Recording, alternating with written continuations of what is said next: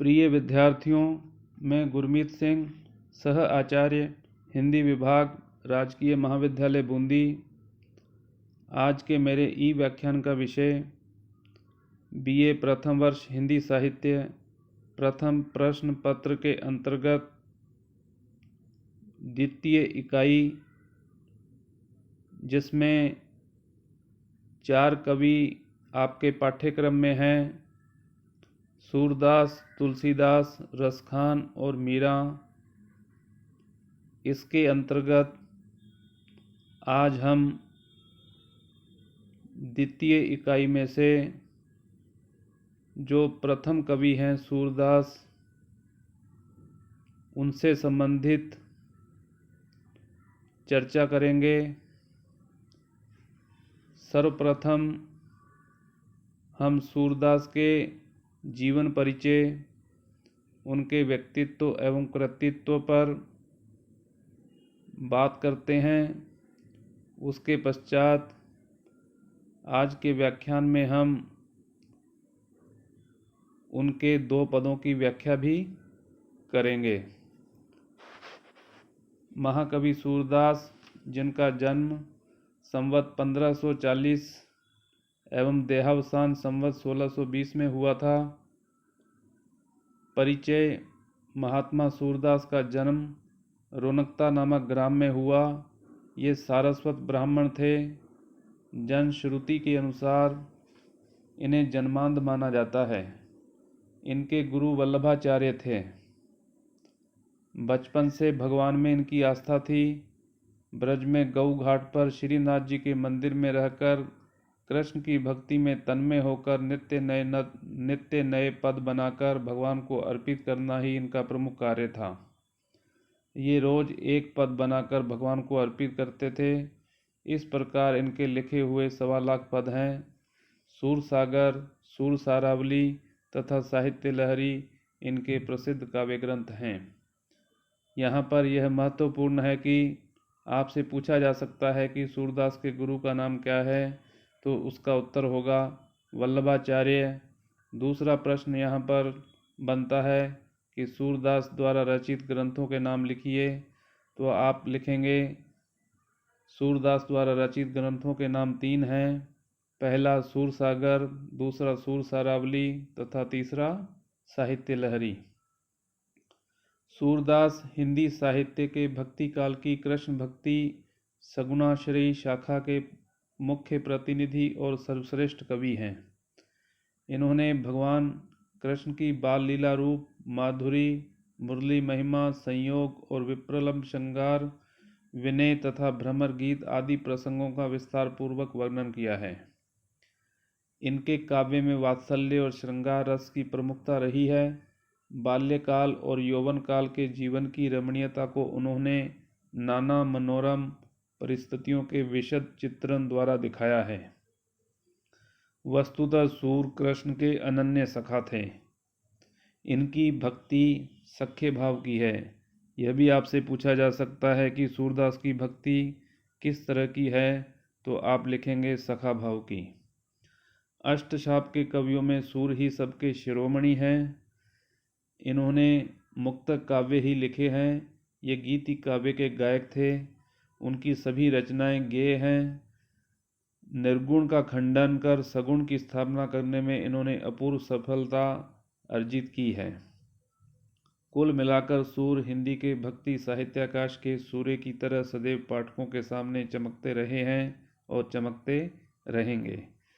अर्थात कहने का अभिप्राय, जो इनकी भक्ति थी वह सगुण भक्ति थी, सगुण साकार भक्ति थी। इन्होंने निर्गुण निराकार भक्ति को अत्यंत दुरूह एवं जटिल माना है और उसका खंडन किया है। अब काव्य कला पर आते हैं। कृष्ण भक्त सूर प्रारंभ में विनय के पद लिखा करते थे। इन पदों में भक्त की हीनता व प्रभु की महानता का चित्रण है। बालक कृष्ण की लीलाओं का जैसा चित्रण सूर ने किया है, वह हिंदी साहित्य में अद्वितीय है। कृष्ण की बाल चेष्टाएं एवं मानसिक वृत्तियां इनकी सूक्ष्म और पैनी दृष्टि से ओझल नहीं हो पाईं। वात्सल्य और श्रृंगार रस का तो ये कोना कोना झांक आए हैं। श्रृंगार के संयोग और वियोग दोनों पात्रों का विशद चित्रण करने में इन्हें अपूर्व सफलता प्राप्त हुई है। राधा कृष्ण के बाल्यकाल के प्रथम मिलन का स्नेह स्वाभाविक गति से यौवन के प्रेम में परिवर्तित हो जाता है। संयोग वर्णन में गोपियों के साथ कृष्ण की उछल कूद तथा हास विलासमयी क्रीड़ाओं के यथार्थ चित्र सूर ने अपनी लेखनी से खींचे हैं। वियोग वर्णन के चित्रों में भी सूर अपना सानी नहीं रखते। भ्रमर गीत के अंतर्गत विरह की सभी दशाओं का वर्णन किया गया है, जिससे कठोर हृदय भी करुणार्ध हो उठता है। सूर का कला पक्ष भी भाव पक्ष के समान ही सफल हुआ है। काव्य में दो पक्ष होते हैं, एक कला पक्ष और दूसरा भाव पक्ष, तो दोनों ही दृष्टियों से यह सफल कवि कहे जा सकते हैं। इनकी भाषा ब्रज है, यह भी महत्वपूर्ण है। आपसे प्रश्न पूछा जा सकता है कि सूरदास ने किस भाषा में काव्य रचना की थी, तो आपका उत्तर होगा ब्रज भाषा में। यह भाषा संयत, सुव्यवस्थित और गठी हुई है। भावों के अनुरूप ही भाषा सहज, स्वाभाविक और प्रवाहशील हो गई है। उसमें माधुर्य, प्रसाद और यथास्थान ओज आदि के सभी गुण देखने को मिलते हैं। उन्होंने संस्कृत के तत्सम शब्दों का, ब्रज भाषा के ठेठ शब्दों का, फारसी, अवधी, पंजाबी, गुजराती तथा बुंदेलखंडी शब्दों का प्रयोग अपनी रचनाओं में किया है। अलंकारों के अंतर्गत उपमा, रूपक, उत्प्रेक्षा आदि अलंकारों का प्रयोग अधिक हुआ है। सूर ने इन अलंकारों का आरोपण नहीं किया, अपितु यह स्वतः ही आ गए हैं। तो विद्यार्थियों, यह सूरदास के व्यक्तित्व और कृतित्व से संबंधित यहाँ पर जानकारी थी। अब हम इनके पदों पर आते हैं जिनकी हमें व्याख्या करनी है। जो शीर्षक है विनय तथा भक्ति, पहले उससे संबंधित पद हैं। जो प्रथम पद है वह सगुणोपासना से संबंधित है। हम पहले प्रथम पद का वाचन करेंगे, उसके बाद उसकी व्याख्या करेंगे। अविगत गति कछु कहत न आवे, ज्यों गूंगे मीठे फल को रस अंतर्गत ही भावे। परम स्वाद सबही सु निरंतर अमित तोष उपजावे। मन बानी को अगम अगोचर, सो जाने जो पावे। रूप रेख गुण जाति जुगति बिनु, निरालंब कित धावे। सब विधि अगम विचार ही ताते, सूर सगुण पद गावे।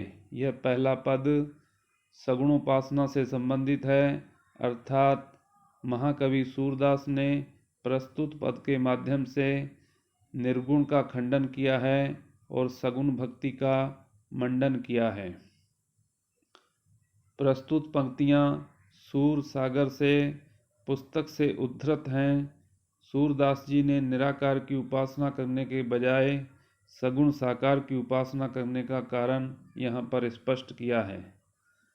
सूरदास कहते हैं कि उस अज्ञेय ईश्वर की लीला को कोई नहीं समझ सकता। अविगत गति कछु कहत न आवे, वह तो वर्णनातीत, अगोचर एवं अगम्य है। ज्यों, उदाहरण देते हुए कहते हैं, ज्यों गूंगे मीठे फल को रस अंतर्गत ही भावे। जिस प्रकार गूंगे व्यक्ति को मीठे फल का स्वाद तो आता है, परंतु वह उसके विषय में कुछ कह नहीं सकता, अर्थात किसी को बता नहीं सकता। उस फल का रस वह अपनी अंतरात्मा में ही चखता रहता है। उसी प्रकार निर्गुण निराकार ब्रह्म के विषय में कुछ कह पाना कठिन है। परम स्वाद सबही सु निरंतर अमित तोष उपजावे। स्वादिष्ट पदार्थ सभी को अपार सुख प्रदान करते हैं और मन में परम संतोष उत्पन्न करते हैं। उसी प्रकार वह निराकार ब्रह्म सबके लिए सुखदायक और आनंदकारी है, परंतु वह मन और वाणी से अगम्य, अज्ञात और अगोचर है। जो उसे प्राप्त करता है वही उसे जान सकता है। मन वाणी को अगम अगोचर सो जाने जो पावे। अंतिम दो पंक्तियों में महाकवि सूरदास कहते हैं कि रूप रेख गुण जाति जुगति बिनु निरालंब कित धावे।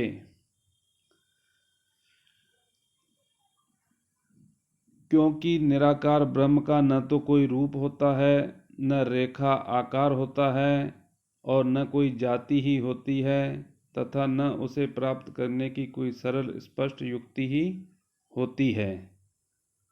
अतः भक्त का मन बिना अवलंब के, अवलंब कहते हैं सहारे को, बिना अवलंब के चक्र की तरह इधर उधर भटकता रहता है अथवा चकित भ्रमित बना रहता है, परंतु मन उस निराकार ईश्वर को नहीं जान पाता है।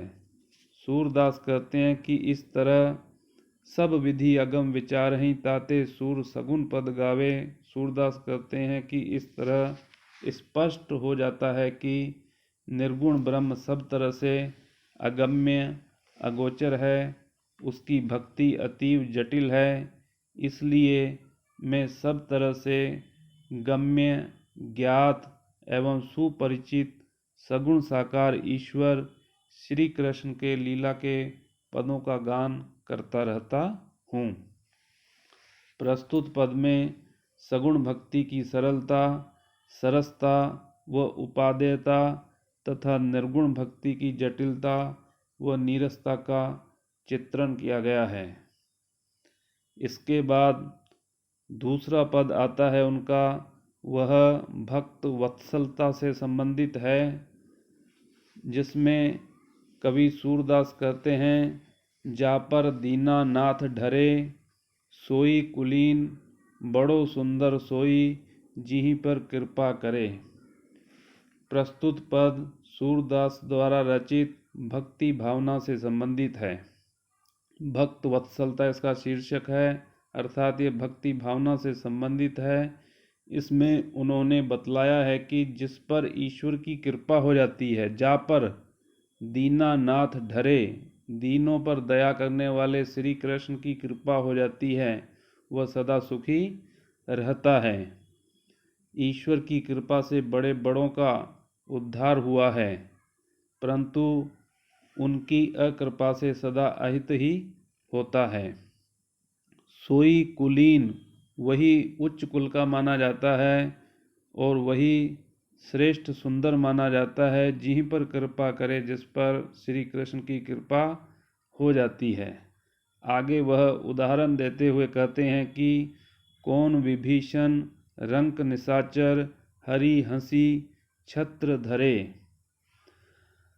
वह कहते हैं कि विभीषण के अलावा अनाथ गरीब राक्षस कौन था, परंतु ईश्वर की कृपा से वह लंका का राजा बन गया, अर्थात भगवान राम की कृपा से उसने राजछत्र धारण किया।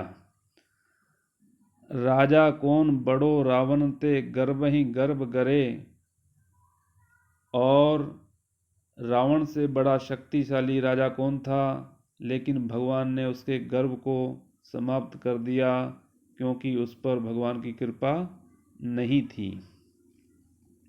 रंकव कौन सुदामा हूते आप समान करे, सुदामा से बढ़कर गरीब कौन था, उसे भगवान ने प्रचुर वैभव देकर अपने समान कर दिया। इसी प्रकार वह आगे कहते हैं कि अधम कौन है अजामिल ते, जम तह जात डरे। अजामिल से अधिक पापी कौन था संसार में, परंतु भगवान ने दया करके उसे बचाया तथा यमराज भी उसके पास जाने में डरने लगा। कौन विरक्त अधिक नारद ते, निशिदिन भ्रमत फिरे। महर्षि नारद से अधिक विरक्त इस संसार में कौन है, जिन्हें ईश्वर ने निरंतर भ्रमणशील बना दिया। जोगी कौन बड़ो संकर ते, ताको काम छरे। शंकर से बड़ा योगी अर्थात तपस्वी साधक कौन हो सकता है, परंतु उन्हें भी काम ने छला, वे कामनाओं से आसक्त हो गए। अधिक कुरूप कौन कुब्जाते, हरि पति पाई तरे, सीता से अधिक सुंदर, अधिक कुरूप कौन कुब्जाते, हरि पति पाई तरे। यहाँ पर कुब्जा के बारे में, एक स्त्री थी, उसके कुबड़ निकला हुआ था, उसके बारे में कहा गया है कि वो कुरूपवान थी, जिसमें किसी प्रकार का कोई रूप नहीं था। अधिक कुरूप कौन कुब्जाते, हरि पति पाई तरे। जो भी ईश्वर की शरण में आ गई तो ईश्वर ने उसका उद्धार कर दिया। अधिक स्वरूप कौन सीता ते, जन्म वियोग भरे। सीता से अधिक सुंदरी कौन थी, किंतु उसे भी वियोग में जीवन बिताना पड़ा।